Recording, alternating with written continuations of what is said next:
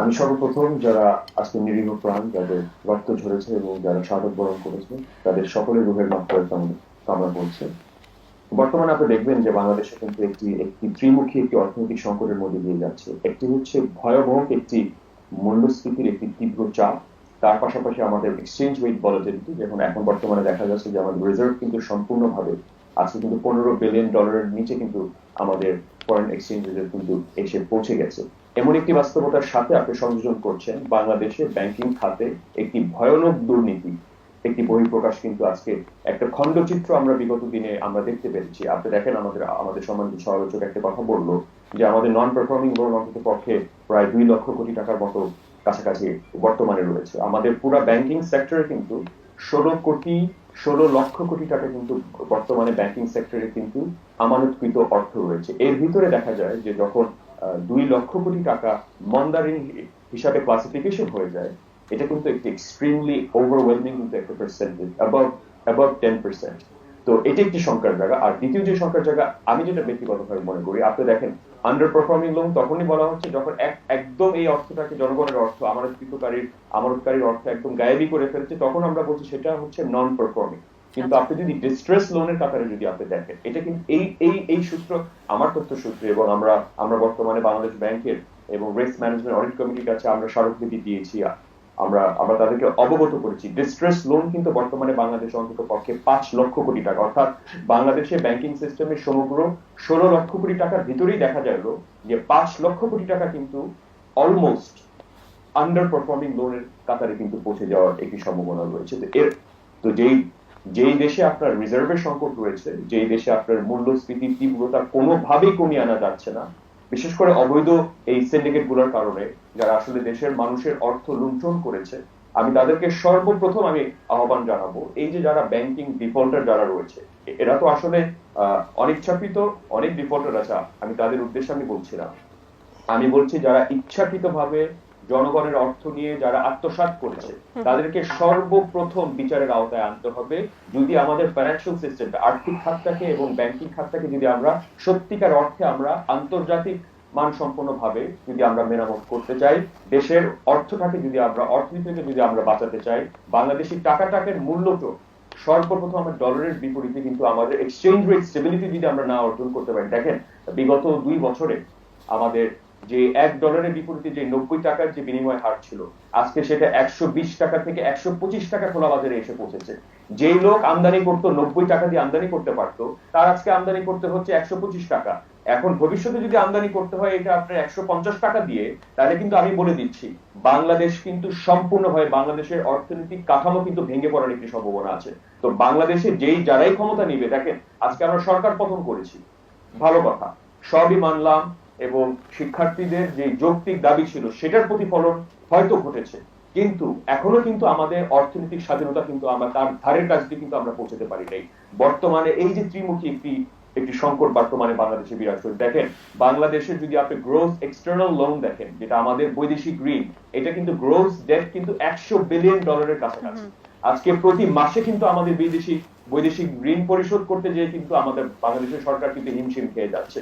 আমাদের যেটা আমদানি যেটা ছিল প্রতি অর্থ বছরে আমদানি ছিল আমাদের 80 থেকে 82 বিলিয়ন মার্কিন ডলার, সেটা আমরা কমিয়ে এনে $60 বিলিয়ন আনতে আমরা সক্ষম হয়েছি, সেটাকে সাধুবাদ জানাচ্ছি।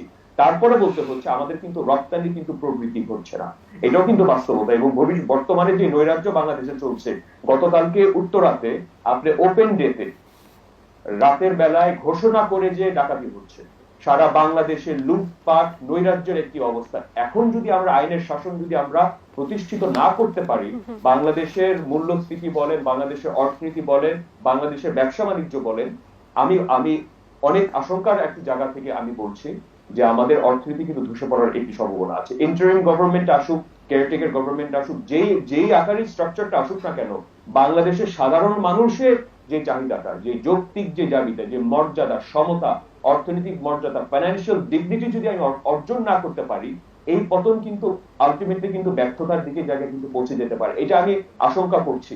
তো এখন পলিটিক্যাল অবজেক্টিভ হয়তো আপনার ফুলফিল হয়েছে, অবশ্যই পলিটিক্যাল অবজেক্টিভ যেটা যেটা গণ অভ্যুত্থানই বলা যায়, সেটা হয়তো ফুলফিল হতে পারে, কিন্তু আমার কথা হচ্ছে যে অর্থনৈতিক যে রিফর্ম গুলো দরকার সেটা কিন্তু আমরা এখন পর্যন্ত কিন্তু আমরা অর্জন করতে পারি নাই।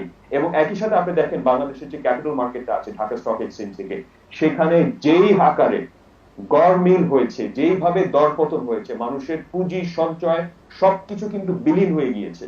অলমোস্ট অনেকগুলো প্রতিষ্ঠান, যেটা স্বনামধন্য অনেক প্রতিষ্ঠান রয়েছে যাদের প্রায় 25-30%, 40% কিন্তু একদম নিশ্চিহ্ন হয়ে গিয়েছে তাদের অর্থ, তাদের সঞ্চয়। এখন বাংলাদেশের মানুষ, বিশেষ করে মধ্যবিত্ত নিম্ন আয়ের মানুষ, যাদের আপনি দেখেন বাংলাদেশে এই 14,40,00,000 ব্যাংক অ্যাকাউন্ট রয়েছে। এই 14,40,00,000 ব্যাংক অ্যাকাউন্টের ভিতরে 9 কোটি ব্যাংক অ্যাকাউন্টে ডিপোজিট রয়েছে মাত্র 5,000 টাকার নিচে।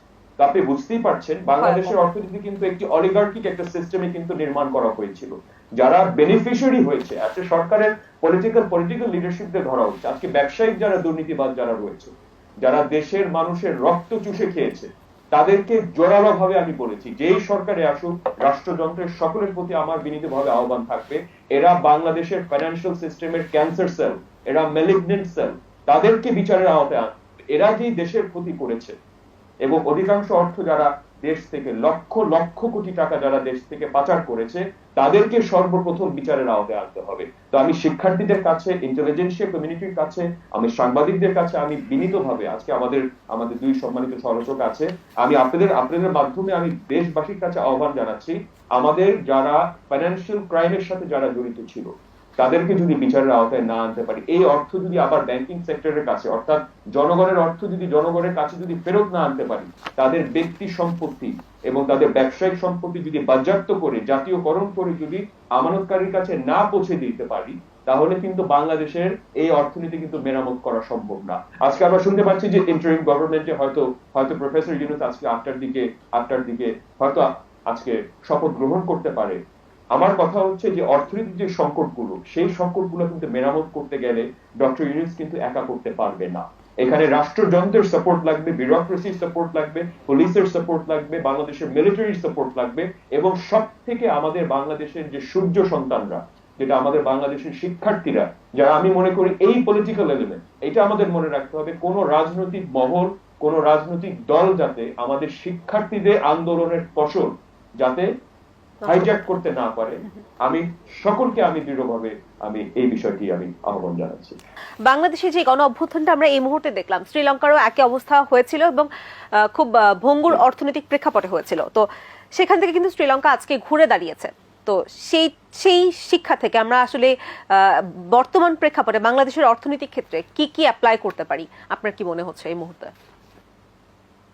একটা জিনিস মনে রাখতে হবে যে শ্রীলঙ্কার অর্থনীতি যে ঘুরে দাঁড়িয়েছে সেটা কিন্তু আসলে সঠিকভাবে বলাটা ঠিক হবে না। এই কারণে আমি বলছি, দেখেন ধরেন আমি যেটা মিন করেছি সেটা হচ্ছে যেই অর্থনৈতিক ভঙ্গুর অবস্থা ছিল সেটা থেকে ঘুরে দাঁড়িয়েছে।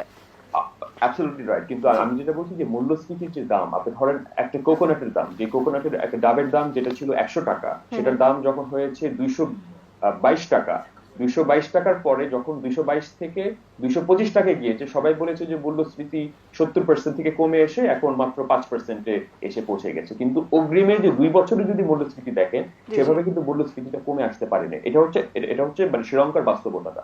তারপরে বলা যায় যে শ্রীলঙ্কার অর্থনীতি তুলনামূলকভাবে যেই মন্দার অবস্থা দিয়ে যাচ্ছিল, সেখান থেকে তুলনামূলকভাবে, বিশেষ করে মানে কোভিড এর পরবর্তী শ্রীলঙ্কার ইকোনমির সাইজ কিন্তু বাংলাদেশের চেয়েও কিন্তু অনেকটুকু ছোট এবং মোস্টলি কিন্তু ট্যুরিজমের উপরে নির্ভরশীল। যখন কোভিড এর কারণে তাদের ফরেন আর্নিংস এর যে মানে সোর্সটা সেটা যখন কমে আসে, তখন কিন্তু শ্রীলঙ্কার অর্থনীতি ধসে পড়ে, যেটা হচ্ছে একদম বাস্তব চিত্রটা। আর বাংলাদেশের যে বাস্তবতাটা সেটা হচ্ছে বাংলাদেশে ওভারহল, একটা ম্যাসিভ ওভারহল বাংলাদেশের বর্তমানে প্রয়োজন। আপনার ক্যাপিটাল মার্কেট থেকে, ইন্স্যুরেন্স সেক্টর থেকে, ব্যাংকিং সেক্টর থেকে, এবং যত যারা দুষ্কৃতকারী যারা রয়েছে, বিশেষ করে ফাইন্যান্সিয়াল সেক্টরের সাথে যারা সম্পৃক্ত রয়েছে, তাদেরকে অবশ্যই যদি আমরা বিচারের আওতায় আনতে পারি, আমি মনে করি যে দেশের মেরামতে, দেশের অর্থনৈতিক কাঠামোকে মেরামত করার সম্ভাবনা হবে। এখন কতটুকু সম্ভব, বাংলাদেশে এটা মনে রাখতে হবে যে বাংলাদেশের পলিটিক্স এবং ইকোনমিক্স কিন্তু এক অপরের কিন্তু পরিপূরকের মতো হয়ে কিন্তু কাজ করে। এটা হচ্ছে একদম চলমান বাস্তবতা।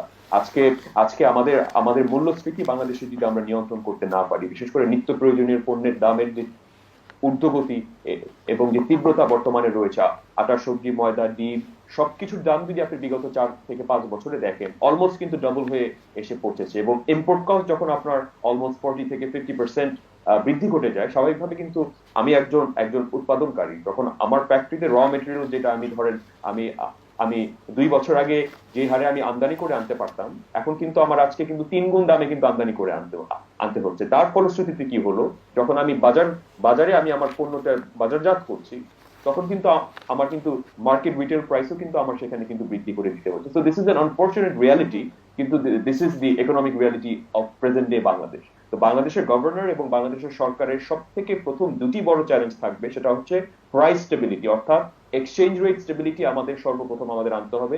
আর দ্বিতীয় হচ্ছে আপনার ইনফ্লেশনের আমাদের নিয়ন্ত্রণ করতে হবে, যদি সাধারণ মানুষের জীবন জীবিকায় যদি আমরা ঘটাতে চাই। সেটা হবে বাংলাদেশের নতুন সরকারের সব থেকে বড় চ্যালেঞ্জ বলে আমি মনে করি। আর যে বর্তমানে যে বেকারত্বের হাহাকার রয়েছে, আজকে যুবকরা কেন রাস্তায় নেমে এসেছে, সেটার একটা মূলত কারণ কিন্তু অর্থনৈতিক হাহাকার। জি। আপনার রাজনৈতিক অধিকার হয়তো হরণ হয়েছিল এবং ব্যাপকভাবে হরণ হয়েছিল, বাক স্বাধীনতা ছিল না, কিন্তু যখন আপনার অর্থনৈতিক মর্যাদা একদম শূন্য কোঠায় এসে পৌঁছেছে, সাধারণ মানুষ তখন কিন্তু রাস্তায় নেমে এসেছে। জি জি। তখন কিন্তু মানুষ একটি বাদভাঙ্গ অবস্থানে